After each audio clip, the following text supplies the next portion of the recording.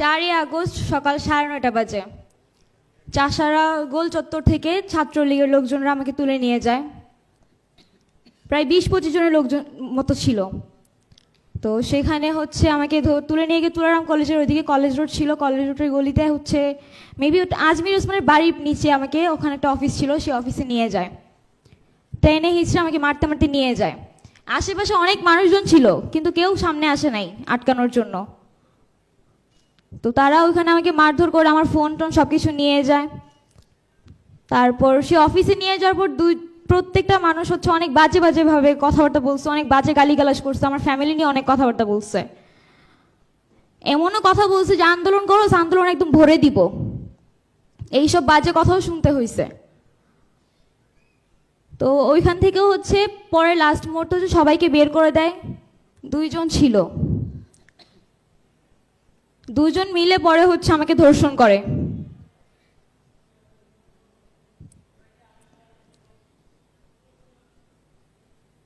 এটা এখন পর্যন্ত কোনো মিডিয়াতে আসে নাই, কারণ আমি নিজেই আসতে দেই নাই। বাট যারা পারতো এটা একটা সলিউশন করতে পারতো, এখনো পর্যন্ত তারা ঘুরতেছে, তাদের কোনো শাস্তি হয় নাই।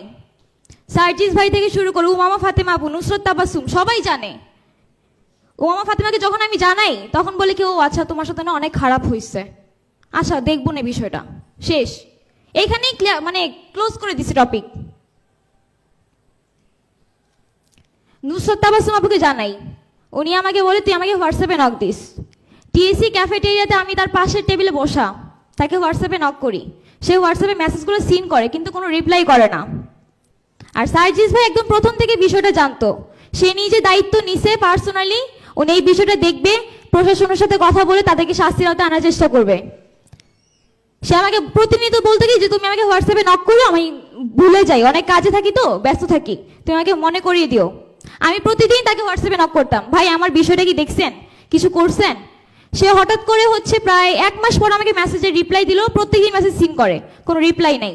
একদিন হঠাৎ করে রিপ্লাই দিয়ে বললো কি আমি কাজে অনেক ব্যস্ত আছি, পরে তোমার এই বিষয়টা নিয়ে দেখব। ঘটনা ওখানেই ক্লোজ করে দেয়। নভেম্বরের 10 তারিখে আমি কনসিভ করি, এটাও জানানো হয়।